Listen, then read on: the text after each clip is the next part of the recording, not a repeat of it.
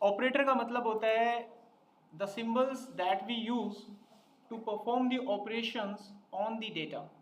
ठीक है, अब सिंबल क्या होते हैं? अगर आपके पास कोई डेटा है, डेटा इन द सेंस मैंने लिखा 4, एक तरफ लिखा 5, मुझे इसको ऐड करना है, तो मैं कोई ना कोई ऑपरेटर यूज करूंगा। कोई भी ऑपरेशन परफॉर्म करने के लिए जो सिंबल इस्तेमाल किया जाता है डाटा के साथ, उसी को ऑपरेटर कहते हैं। तो ऑपरेटर की पहचान करना आ गया। अब मैं एक एक्सप्रेशन लिखूंगा, आपको पहचान करनी है कि ऑपरेटर क्या है उसमें। ठीक है, ध्यान से देखिएगा।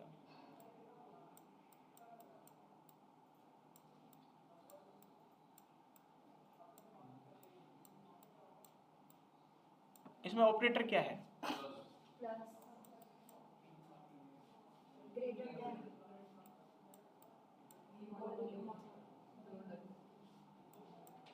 और डेटा क्या है? ओके, अब ऑपरेटर पढ़ने की जरूरी है। आपने ऑपरेटर को पहचाना, बहुत सही है, लेकिन ऑपरेटर के नाम आपको नहीं पता। किसी ने बोला ग्रेटर देन, किसी ने बोला डबल डंडे, है ना? तो बोला बोलना भी गलत है तुम लोगों ने। पहचान तो ठीक है, आपने पहचाना कि ये ऑपरेटर होते हैं, लेकिन ऑपरेटर के नाम नहीं पता है, इसीलिए ऑपरेटर को पढ़ना जरूरी है। करेक्ट?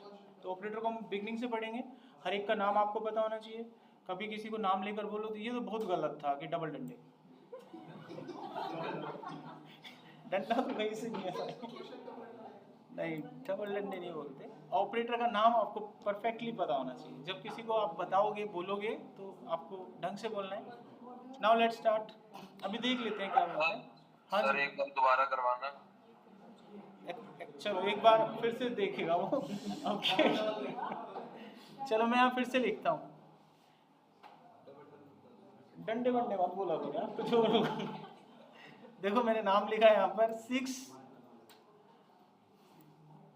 पहले देख लो आप। हाँ,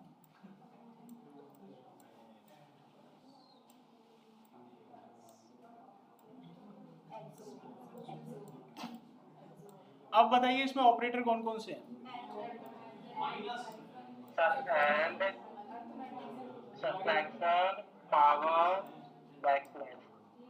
ये बैक स्लैश नहीं है, ये वाला है, ये सीधा है, सीधा। क्या बोलते हैं सर इसको? वर्दी। हैं जी, क्या है ये? डिवाइड बाय, तुम बताओ। सिंगल डंडा। देखो, तो यहाँ पर हमने देखा कि ये सारे ऑपरेटर्स हैं। ठीक है, दोबारा वही गलती है कि इसको पढ़ गलत रहे हो। इसको आप एक्सपोनेंशियल पढ़ रहे हो, पाइथन में इसको ऐसे नहीं पढ़ते एक्सपोनेंशियल को। तो फिर से वही कि ऑपरेटर तो पढ़ने पड़ेंगे तुमको वही। ठीक है, चलो बाईपास नहीं करेंगे इसको, पढ़ते हैं। तो कैटेगरी बना दी गई है यहाँ पर ऑपरेटर्स की। ऑपरेटर्स को पहले समझ लीजिएगा दिमाग में कि कभी भी किसी डाटा पे कोई ऑपरेशन अगर आपको परफॉर्म करना है, यू नीड ऑपरेटर। बिना ऑपरेटर के संभव ही नहीं है। अगर मैं आपको कोई दो कुछ भी दे दूँ, कोई भी डाटा, और मैं आपसे कहूँ ये काम करके दिखाओ, असंभव है, बिना ऑपरेटर के हो ही नहीं सकता। मैं आपसे कहता हूँ चलो एक वैल्यू देता हूँ 5, मुझे ये बताओ ये 3 से छोटा है कि बड़ा है? अरे बताओ क्या होगा? नंबर है 5, ये 3 से छोटा है कि बड़ा है? कैसे पता किया आप? एक तो कागज पे लिखोगे तो कैसे लिखोगे? 5 इज ग्रेटर देन 3। तो आपने जो साइन यूज करा यही तो होता है ऑपरेटर। बिना ऑपरेटर के संभव ही नहीं है कि आप डाटा पे कोई ऑपरेशन लगा पाए। कोई भी एग्जांपल ले लो। सो दैट्स व्हाई ऑपरेटर पढ़ने पड़ेंगे। ठीक है, तो सबसे पहली कैटेगरी आपके पास अर्थमेटिक ऑपरेटर की आती है। अर्थमेटिक ऑपरेटर मोस्टली जो होते हैं, मोस्टली क्या कंफर्म है, नंबर्स पे लगते हैं। किस पे लगते हैं? ये नंबर्स पे। कोई भी न्यूमेरिक डेटा है तो वहाँ पे ये अर्थमेटिक ऑपरेटर्स आपके लगाए जाते हैं। इनके अंदर आते हैं हमारे पास plus, subtract, multiplication, dividend and double dividend. अब आप कहोगे इसमें क्या? बिल्कुल वैसे प्लस बोलते हैं, बोल देते हैं। देखो, प्लस माइनस प्लस ही बोलना है इसको। ऐड तो काम है इसका, ये फंक्शन है इसका काम करने का। बोलते प्लस यार तुम लोग कैसे पढ़ाओ यार।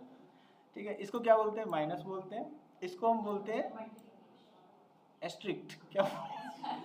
ये कौन सा साइन होता है? एस्ट्रिक्ट का साइन होता है। ठीक है, इसको क्या बोलते हैं?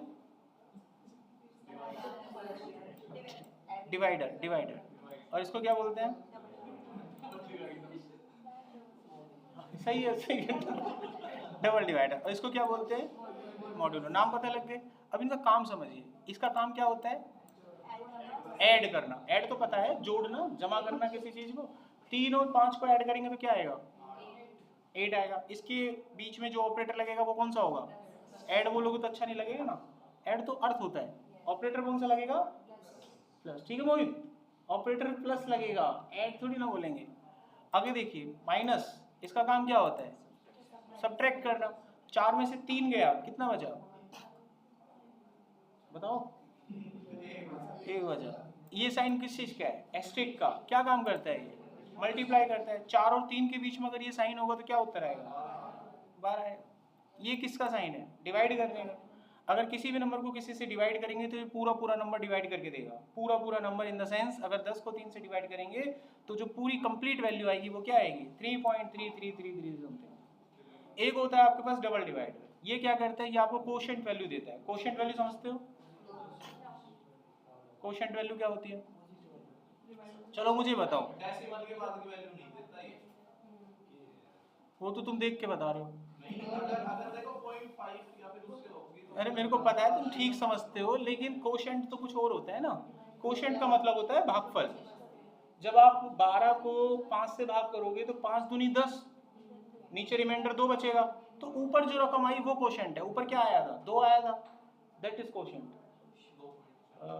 पॉइंट वहीं पे खत्म हो गया सवाल हमारा। नीचे भाग नहीं हो रहा, छोड़ दिया हमने। पूरा भाग नहीं करते। कोशेंट मतलब भागफल होता है, पूरा भाग नहीं करते इसको। तो 12 को जब आप 5 से भाग करोगे तो ऊपर कोशेंट कितना आएगा? 2 आएगा। 13 को 5 से भाग करोगे तो ऊपर कोशेंट कितना आएगा? 2 आएगा। 3 क्यों आएगा? तुम यार भाग भी ऐसे कर देते हो। ठीक है भाई, समझ गए यहाँ पर।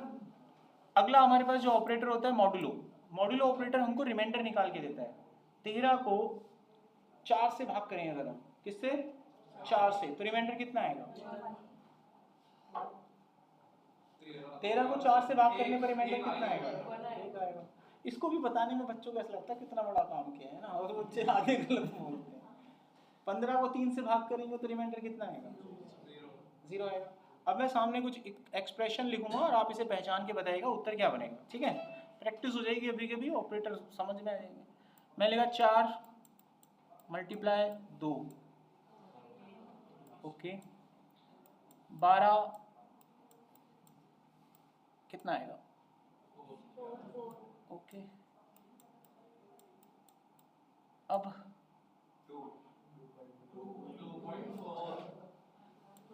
2.4। अच्छा, अब और अब और अब गुड हो गए ना सारे। अच्छा, अब बताइए कितना आएगा? तो ऑपरेटर समझ गए, प्रैक्टिकल करने की जरूरत थोड़ी ना है क्या?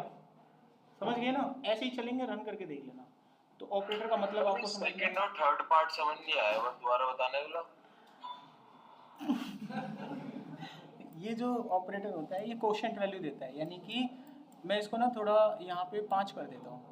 जब आप 12 को 5 से भाग करोगे तो इसका उत्तर बनेगा 5 दूनी 10 और रिमाइंडर में 2 आएगा। तो जो कोशेंट वैल्यू है वो इसका उत्तर है, तो इसका उत्तर आपका बनेगा 2, ऐसे। और जो ये वाला ऑपरेटर होता है ये उस नंबर को पूरा भाग करता है। अगर आप इस नंबर को पूरा पूरा भाग करोगे तो ये 0.4 भी आएगा, तो इसलिए इसका उत्तर 2.4 बनेगा। आया समझ? Okay sir. ओके, अब देखो सामने ये तो हो गया कंप्लीट। आगे बढ़ते, जब भी आपको लगे ना सर शंका है हमें करके दिखाओ, तो मैं करके दिखा दूंगा। जब तक लग रहा है कि ठीक है आपको भरोसा है मुझ पर, तब तक मैं चलता रहूँगा। ठीक है, आगे देखिए। अब आते हैं हमारे पास नेक्स्ट ऑपरेटर, जिनकी कैटेगरी का नाम है कंपैरिजन ऑपरेटर। ये हमेशा यूज होते हैं जब डेटा कंपेयर होता है। अब डेटा कंपेयर कैसा भी हो सकता है, डेटा आपके पास, आपको कंपेयर करके बताना है कि ये डाटा वो है कि नहीं है। तो सबसे पहला जो ऑपरेटर होता है इक्वल टू, ये 2 बार लगाना पड़ता है। अब मैंने यहाँ इक्वेशन लिखी 8 इज इक्वल टू 7। अगर ये सही होगा तो ट्रू आएगा, नहीं होगा तो फॉल्स आएगा। तो क्या उत्तर बना इसका? फॉल्स, क्योंकि ठीक नहीं है 8 इक्वल टू 7, ये ठीक नहीं है भाई, तो इसलिए उत्तर फॉल्स आएगा। इस वाले साइन को नॉट इक्वल टू कहते हैं। जब कोई वैल्यू आपको ऐसे कंपेयर करनी है कि वो उसके बराबर नहीं है, तो हम ये वाला साइन बीच में लगाते हैं, 9 नॉट इक्वल टू 9, तो दैट इज फॉल्स। इस वाले साइन को ग्रेटर देन कहते हैं और इस वाले साइन को लेस देन। कोई वैल्यू किसी से बड़ी है वो इस वाले साइन से पता चलती है। अभी थोड़ी देर पहले मैंने एग्जांपल नहीं बताया था कि 5 3 से बड़ा है कि नहीं है, तो मैंने 5 लिख के साइन लगाया था ना उसकी तरफ कि 5 को चेक करना है कि वो बड़ा है कि नहीं है, तो ये बड़े वाले साइन के लिए होता है ग्रेटर देन। जैसे मैंने यहाँ पर लिखा कि 9 जो है इज ग्रेटर देन 4, ट्रू है, तो उत्तर ट्रू आ रहा है। इस वाले साइन को लेस देन कहते हैं। कोई नंबर किसी से छोटा है या नहीं है वो इस वाले साइन से पता लगता है। तो यहाँ इक्वेशन लिखा हुआ है 9 लेस देन 4, तो दैट इज फॉल्स। इस वाले साइन को ग्रेटर देन इक्वल टू कहते हैं। ये दोनों चीज़ें कंपेयर करता है, अगर बड़ा है तो भी आपको निकाल के देता है, अगर वैल्यू उसके बराबर होती है तो भी उत्तर आपको निकाल के देता है। यानी कि अगर मैं कहीं पर लिखता हूँ कि 9 इज ग्रेटर देन 9, तो उत्तर क्या बना? अगर मैंने लिखा 9 is greater than equal to 9, तो क्या बना? तो ये फर्क है इसमें, क्योंकि इसमें वो इक्वल भी चेक करता है। अगर इसी सवाल को मैं ऐसे करता हूँ कि 9 इज लेस देन 9, तो क्या बना उत्तर? फॉल्स बना। अगर इसी सवाल को हम करते हैं लेस देन इक्वल टू 9, तो क्या बना? ट्रू बना। Got it? तो ये है आपके कंपैरिजन ऑपरेटर। जब भी कोई डाटा आपको कंपेयर करना हो तो इस तरीके से आप कर सकते हैं। कल को किसी ने आपको सवाल दे दिया कि यूजर ने एक नंबर एंटर किया, सुनिएगा ध्यान से, अब लॉजिक निकाल कर आप देखिए क्या बना पाते हैं। लॉजिक की बात कर रहे हैं, अभी प्रोग्राम नहीं बना रहे हैं। यूजर ने आपको एक सवाल दिया कि यूजर ने एक नंबर एंटर किया। अब यूजर नंबर एंटर करना कुछ भी हो सकता है, तो थोड़ी देर के लिए मानते हैं कि यूजर ने एक नंबर एंटर किया और वो 15 है। आपको ये खाली जगह पे एक लॉजिक लगाना है। कैसे चेक करोगे कि ये नंबर इवन है कि ऑड है? बताओ। इसको डिवाइड बाय 2 करोगे और डिवाइड बाय 2 करके क्या चेक करोगे? रिमाइंडर चेक करोगे।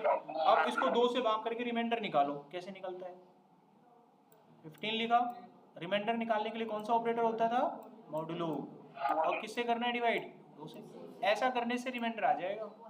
अब रिमाइंडर जो भी आएगा फिर क्या करते हो आप उसके साथ? बताओ 15 को ही पकड़ो दोबारा, 15 इवन है कि ऑड है? क्या है ये, कैसे पता चल रहा है?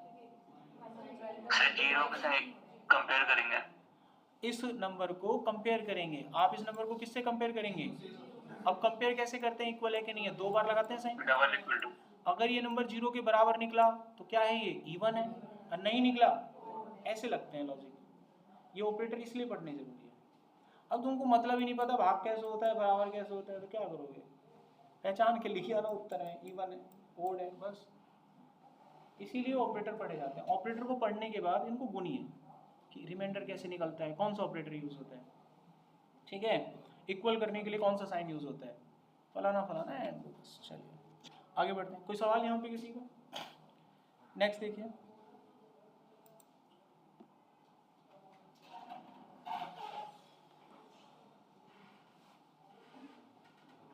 अब हम बात करते हैं लॉजिकल ऑपरेटर की। अब इसको भी देख लो, ये कब यूज में लाए जाते हैं। We use the logical operator if we have a multiple condition at a time to check is it true और नॉट। अभी तक क्या हो रहा था कि एक ही कंडीशन हम चेक कर रहे थे। एक कंडीशन मतलब एक ही क्राइटेरिया था। जब आपके पास ऐसी सिचुएशन आ जाए कि जब आपके पास क्राइटेरिया ज़्यादा हो और आपको ऐसी दुविधा में डाल दें हम लोग कि जब ये दोनों क्राइटेरिया सेटिस्फाई होंगे तभी ये आपको प्रिंट करना है, अगर ये दोनों सेटिस्फाई नहीं करेंगे तो आपको प्रिंट नहीं करना है। तो ऐसे केस में हम लोग लॉजिकल ऑपरेटर यूज करते हैं, ठीक है। जैसे मैंने आपको एक क्राइटेरिया दे दिया कि आपको एक इंटरव्यू में बैठाया जा रहा है और इंटरव्यू के लिए कुछ शर्तें हैं, कुछ क्राइटेरिया है। पहला क्राइटेरिया, आपका 1 साल का कोर्स डिप्लोमा होल्डर होना चाहिए कंप्यूटर का, पहला क्राइटेरिया। दूसरा क्राइटेरिया, आपने उन सभी कोर्स के एग्जाम दे रखे हो, ठीक है। अब आप अपने आप को उस लेवल पे चेक करो, आप इसमें कहाँ फिट होते हो? फॉल्स हो। कारण 6 महीने वाला कोर्स है 5 महीने तो फॉल्स हो गया। तो फॉल्स हो गया तो उत्तर फॉल्स में ही आएगा। अब ये 2 कंडीशन है ना, पहली कंडीशन क्या लगाओगे? Course duration is equal to 1 year, पहला चेक। अब दूसरा भी सेटिस्फाई होना चाहिए, तो बीच में इन दोनों के बीच में लगेगा एंड ऑपरेटर। कौन सा ऑपरेटर लगेगा? And operator. दूसरा क्राइटेरिया क्या था? All exams are certified clear. तो अगर किसी भी एग्जाम में बैक है, आप कोई पेपर आपने नहीं दिया है तो भी अलाउड नहीं हो। और मोस्टली देखना जितनी भी बड़ी बड़ी इंडस्ट्रीज होती हैं, कंप्यूटर सर्टिफिकेशन 1 साल का वैल्यूबल होता है। तो ठीक है, आप आगे देखिए नेक्स्ट यहाँ पर डू गेट तक हेल्प मिल जाती है, बाहर दिक्कत आता है। आगे देखिए नेक्स्ट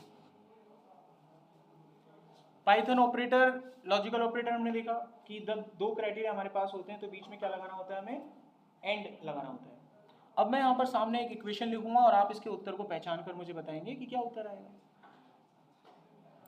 पहले देख लो आप लोग, 3 > 2, मैंने बीच में लिखा एंड और फिर मैंने लिखा 9 is not equal to 8।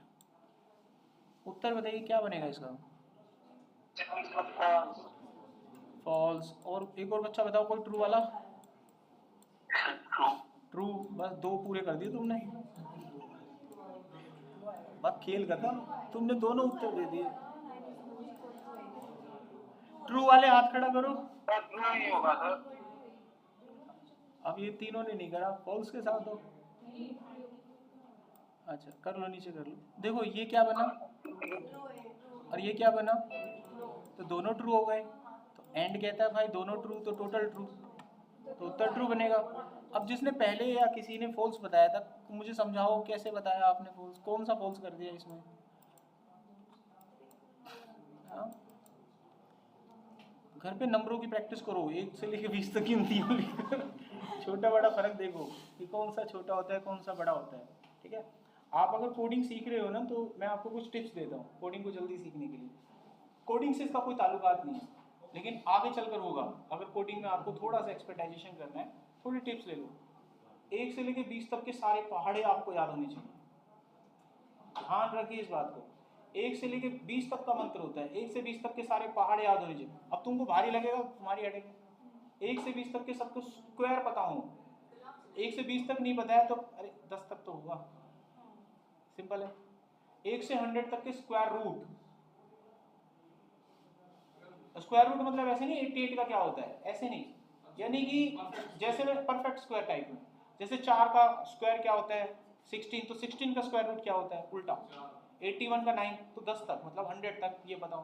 Cube पता हो आपको, ठीक है। मैथमेटिकल कैलकुलेशन आपके अच्छे से हो, जब भी कोई जमा घटा करें तो कैलकुलेटर को कम से कम यूज करें, अवॉइड करें। घर पे प्रैक्टिस करें, कुछ रैंडम नंबर लिखें और जल्दी से जोड़ने की कोशिश करें।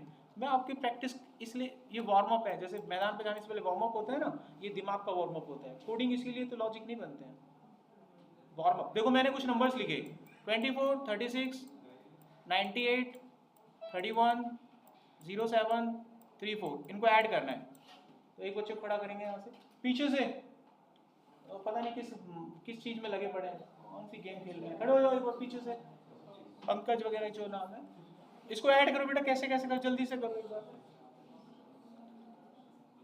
ये तो रुक गया, ऐसे तू डायरेक्ट बता रहा है क्या, कैलकुलेटर दे रखे नीचे तो उन्हें पता। यहाँ पे मुकेश ऐड करो, कैसे करोगे? मेरे साथ करो, ऐसे बताओ, ऐसे धीरे धीरे करके 4, 6, 10, 8 ऐसे बताओ। 6, 4, 10, 8, 18, 19, 19, 4, 23, 7, 30। बोलो बोलो। 3, 2, 5, 5। बैठ जाओ बैठ जाओ, बहुत लंबा टाइम लेगा। यही होता है बस प्रैक्टिस। अब अटक गया ना, वो बिल्कुल ठीक जा रहा था, लेकिन जैसे ही बर्डन आया वो सीपीयू हैंग हो जाता है। इसी को बोलते हैं प्रैक्टिस। देखो जोड़ किसको नहीं आता, सबको आता है, लेकिन जैसे ही ज़्यादा करने लगा वो हैंग हो गया। मैं ये नहीं कह रहा ये किसी को नहीं आता, जोड़ सबको आता है। मैं कुछ और आपको बताना चाह रहा हूँ कि why you face a problem. Sir आप ये कैरी नहीं किया मैंने, इसलिए वो अटक गया, वरना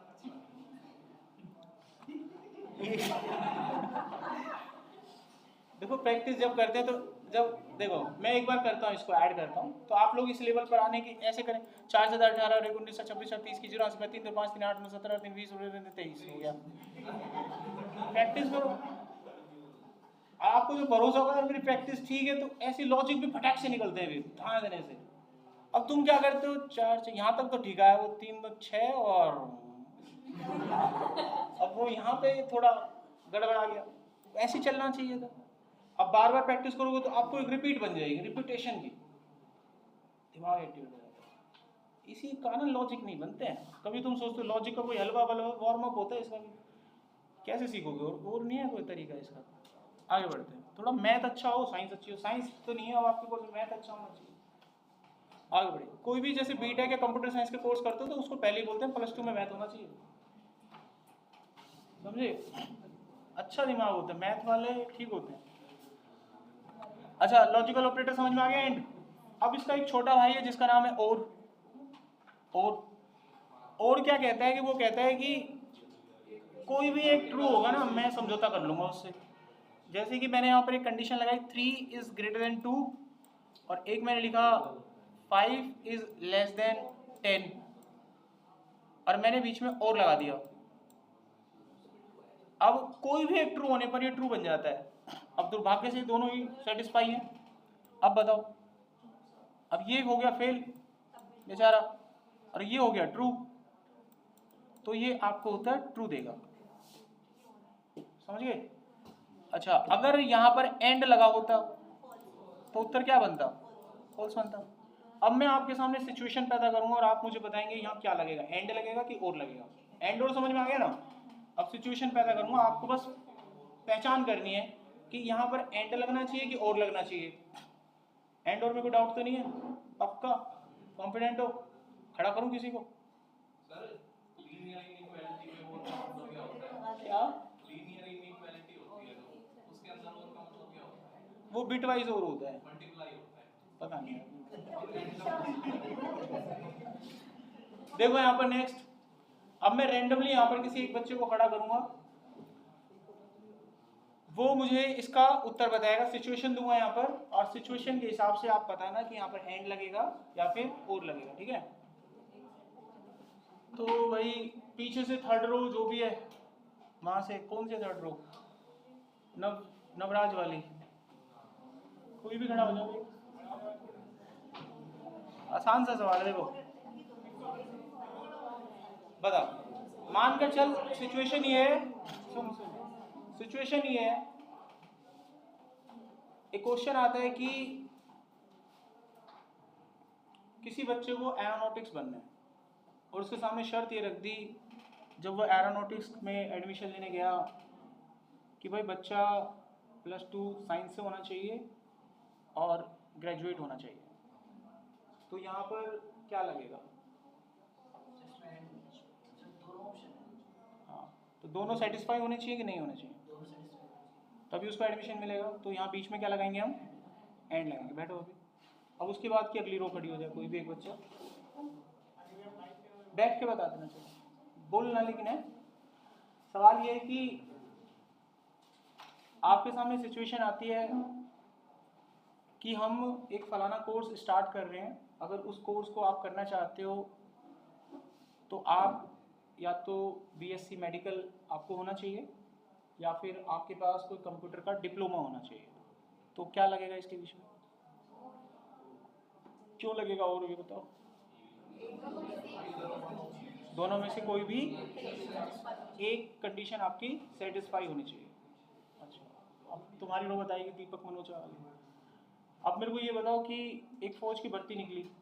अब फौज की भर्ती में क्राइटेरिया था कि जिन लोगों की हाइट 5 फुट 8 इंच होगी वो ओके हैं, लेकिन अगर किसी की हाइट 5 फुट 8 इंच नहीं है, 5 फुट 7 इंच रह गई, लेकिन 7 इंच होनी चाहिए, ठीक है? कंडीशन क्या है कि 5 फुट 8 नहीं है लेकिन 5 फुट 7 इंच होनी चाहिए। तो यहाँ पर हम ये चेक करेंगे कि उसका वेट 50 किलो से कम होना चाहिए। कितना?